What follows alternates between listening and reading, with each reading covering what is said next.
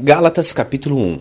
Eu, Paulo, escrevo esta carta, eu que fui chamado para ser apóstolo, não por pessoas ou por meio de uma pessoa, mas por meio de Jesus Cristo e por Deus, o Pai, que ressuscitou Jesus da morte.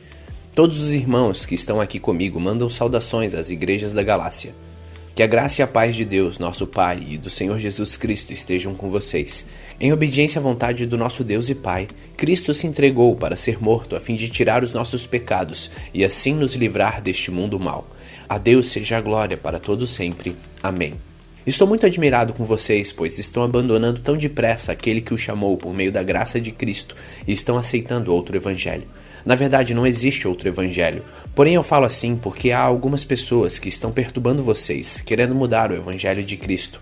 Mas se alguém, mesmo que seja um de nós ou um anjo do céu, anunciar a vocês um evangelho diferente daquele que temos anunciado, que seja amaldiçoado. Pois já dissemos antes e repetimos, se alguém anunciar o evangelho diferente daqueles que vocês aceitaram, que a pessoa seja amaldiçoada. Por acaso eu procuro a aprovação das pessoas? Não. O que eu quero é a aprovação de Deus. Será que agora eu estou querendo agradar as pessoas? Se tivesse, eu não seria servo de Deus. Meus irmãos, eu afirmo a vocês que o evangelho que eu anuncio não é uma invenção humana. Eu não recebi de ninguém, e ninguém o ensinou a mim, mas foi o próprio Jesus Cristo que revelou para mim. Vocês ouviram falar de como eu costumava agir quando praticava a religião dos judeus, sabendo que eu perseguia sem dó nem piedade a igreja de Deus e fazia tudo para destruí-la. Quando praticava essa religião, eu estava mais adiantado do que a maioria dos meus patrícios da minha idade e seguia com mais zelo do que eles as tradições dos meus antepassados. Porém Deus, na sua graça, me escolheu antes mesmo de eu nascer e me chamou para servi-lo. Quando ele resolveu revelar para mim o seu filho, a fim de que eu anunciasse aos não-judeus a boa notícia a respeito dele, eu não fui pedir conselhos a ninguém, e também não fui até Jerusalém para falar com aqueles que eram apóstolos antes de mim. Pelo contrário, fui para a região da Arábia, e depois voltei para Damasco. 3 anos depois, fui até Jerusalém para pedir informações a Pedro, e fiquei 2 semanas com ele. E não falei com nenhum outro apóstolo, a não ser com Tiago, irmão do Senhor. O que eu estou escrevendo a vocês é verdade. Deus sabe que eu não estou mentindo. Depois fui para as regiões da Síria e da Sicília. Durante esse tempo, as pessoas das igrejas da Judéia não me conheciam pessoalmente. Elas somente tinham ouvido o que outros diziam. Aquele que antes nos perseguia está anunciando agora a fé que no passado tentava destruir. E louvaram a Deus por minha causa. Gálatas capítulo 2. 14 anos depois, eu voltei para Jerusalém com Barnabé e levei Tito comigo. Voltei para lá porque Deus me revelou que eu devia fazer isso. Ali, numa reunião particular com os líderes da igreja, eu expliquei a eles a mensagem do evangelho que anuncio aos não-judeus. Eu não queria que o trabalho que tinha feito e estava fazendo fosse um trabalho perdido. Tito estava comigo, mas ele não foi obrigado a circuncidar-se, embora ele não seja judeu. Porém, alguns tinham se juntado ao nosso grupo, fazendo de conta que eram irmãos na fé, e queriam circuncidá-lo. Eram homens que tinham entrado para o grupo como espiões a fim de espiar a liberdade que temos por estarmos unidos com Cristo Jesus e para nos tornar escravos de novo. Mas em nenhum momento nós cedemos, pois queríamos que vocês tivessem o verdadeiro evangelho. E aqueles que pareciam ser os líderes da igreja, digo isso porque para mim não importa o que eles eram, pois Deus não julga pela aparência. Aqueles líderes, repito, não me deram nenhuma ideia nova. Pelo contrário, eles viram que Deus me tinha dado a responsabilidade de anunciar o evangelho aos não-judeus, assim como tinha dado a Pedro a responsabilidade de anunciá-los aos judeus. Pois pelo poder de Deus fui feito apóstolo para anunciar o evangelho aos não-judeus, assim como Pedro foi feito apóstolo para anunciar o evangelho aos judeus. Por isso Tiago, Pedro e João, que eram considerados os líderes da igreja, reconheceram que Deus me tinha dado essa tarefa especial, e como sinal de que éramos todos companheiros, eles deram a mim e a Barnabé um aperto de mãos, e todos nós combinamos que eu e Barnabé iríamos trabalhar entre os não-judeus e eles entre os judeus. Eles nos pediram só uma coisa, que lembrássemos dos pobres das igrejas deles, e isso eu sempre tenho procurado fazer. Porém, quando Pedro veio para Antioquia da Síria, eu fiquei contra ele em público, porque ele estava completamente errado. De fato, antes de chegarem ali alguns homens mandados por Tiago, Pedro tomava refeições com os irmãos não-judeus. Mas depois que aqueles homens chegaram, ele não queria mais tomar refeições com os não-judeus, porque tinha medo dos que eram a favor de circuncidar os não-judeus. E também os outros irmãos judeus começaram a agir como hipócritas, do mesmo modo que Pedro, e até Barnabé se deixou levar pela hipocrisia deles. Quando vi que eles não estavam agindo direito, de acordo com a verdade do evangelho, eu disse a Pedro na presença de todos: "Você é judeu, mas não está vivendo como judeu, e sim como não judeu. Então como é que você quer obrigar os não-judeus a viverem como judeu? O fato é que nós somos judeus de nascimento e não pecadores não-judeus, como eles são chamados. Mas sabemos que todos são aceitos por Deus somente pela fé em Jesus Cristo e não por fazerem o que a lei manda. Assim, nós também temos crido em Cristo Jesus, a fim de sermos aceitos por Deus pela nossa fé em Cristo e não por fazermos o que a lei manda. Pois ninguém é aceito por Deus por fazer o que a lei manda. Ao procurarmos ser aceito por Deus por estarmos unidos com Cristo, fica claro que somos pecadores, como os não-judeus. Mas será que isso quer dizer que Cristo trabalha em favor do pecado? Claro que não. Se eu, depois de ter destruído a lei, começar a construí-la de novo como meio de ser aceito por Deus, aí sim fica claro que eu havia quebrado a lei. Pois quanto à lei, eu estou morto pela própria lei, a fim de viver para Deus. Eu fui morto como Cristo na cruz. Assim, já não sou eu quem vive, mas Cristo quem vive em mim. E esta vida que vivo agora, eu vivo pela fé no Filho de Deus, que me amou e se deu a si mesmo por mim. Eu me recuso a rejeitar a graça de Deus, pois se é por meio da lei que as pessoas são aceitas por Deus, então a morte de Cristo não adiantou nada.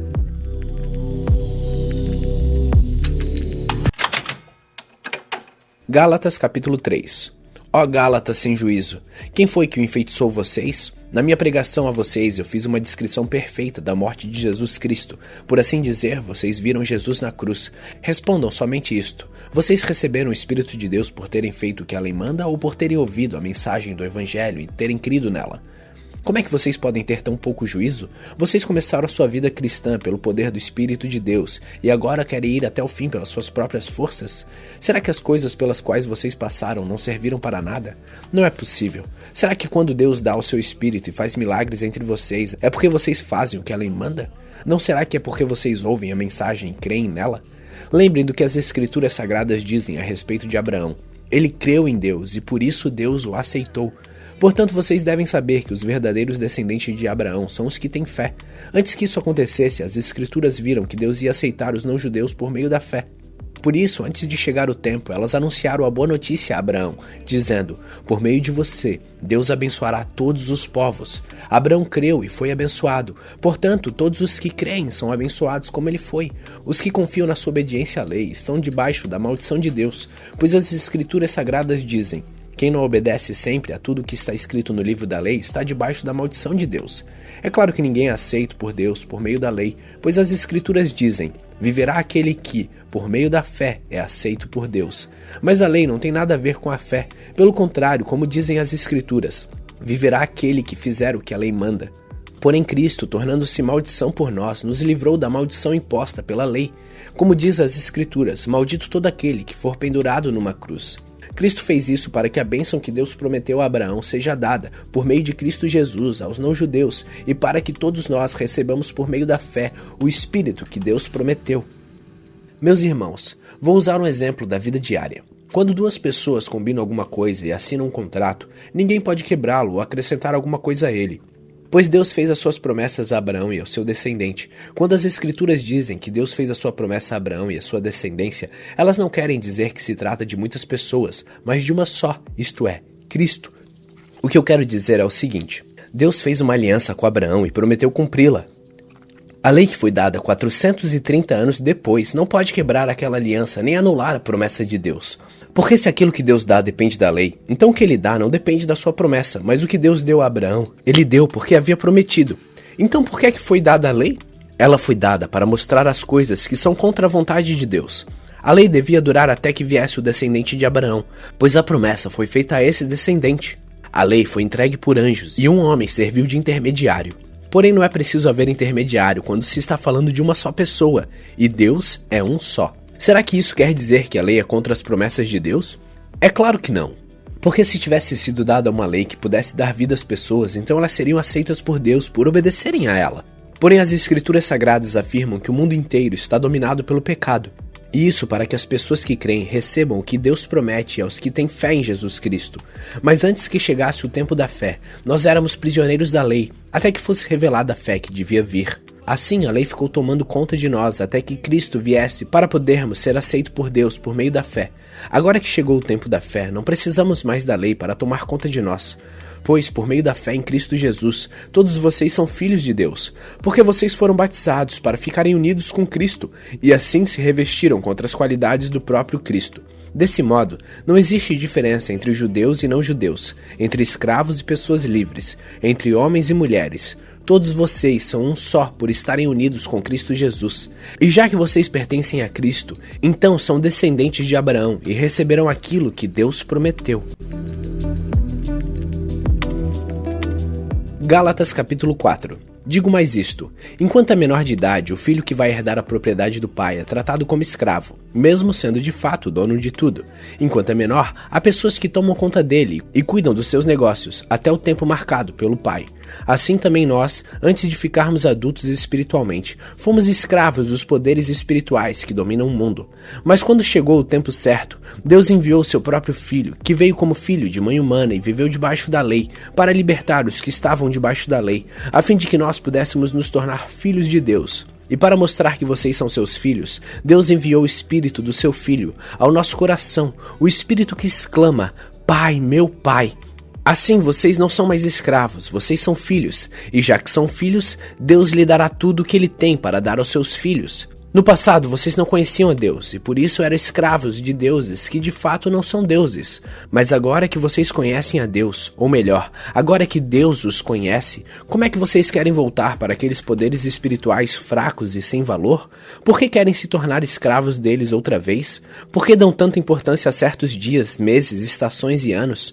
Estou muito preocupado com vocês. Será que todo o trabalho que tive com vocês não valeu nada? Meus irmãos, peço que sejam como eu. Afinal, eu sou como vocês, e vocês não me ofendem em nada. Lembram por que foi que eu lhes anunciei pela primeira vez o Evangelho? Foi porque eu estava doente. Mas vocês não me desprezaram, nem me rejeitaram, embora meu estado de saúde fosse uma dura prova para vocês.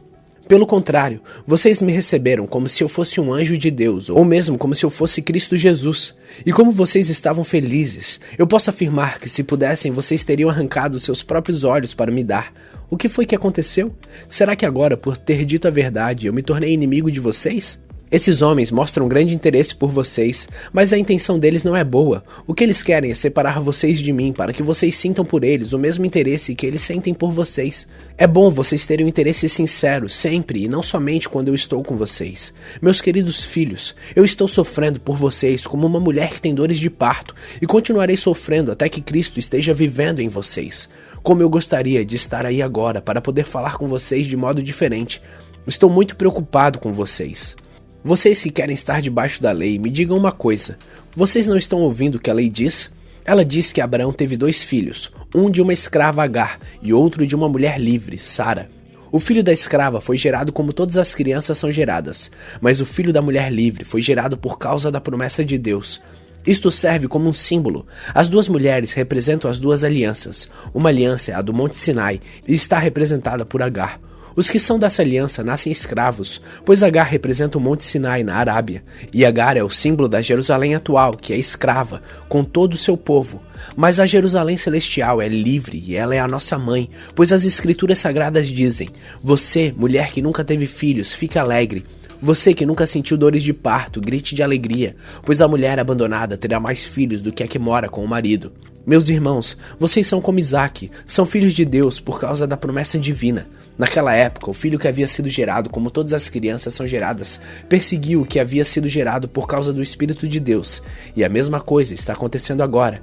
Mas o que é que as escrituras sagradas dizem? Elas dizem: mande embora a escrava e o filho dela, pois o filho da escrava não herdará a propriedade do pai junto com o filho da mulher livre. Portanto, meus irmãos, nós não somos filhos de uma escrava, mas de uma mulher livre. Gálatas capítulo 5. Cristo nos libertou para que nós sejamos realmente livres. Por isso, continuem firmes como pessoas livres e não se tornem escravos novamente. Prestem atenção. Eu, Paulo, afirmo que se vocês deixarem que os circuncidem, então Cristo não tem nenhum valor para vocês.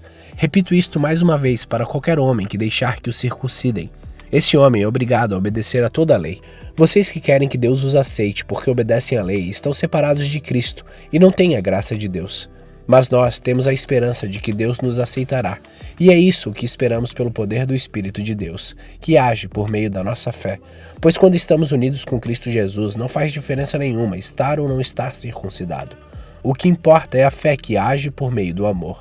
Vocês estavam indo tão bem. Quem convenceu vocês a deixarem de seguir a verdade? É claro que quem os convenceu não foi Deus que os chamou, como dizem por aí. Um pouco de fermento fermenta toda a massa.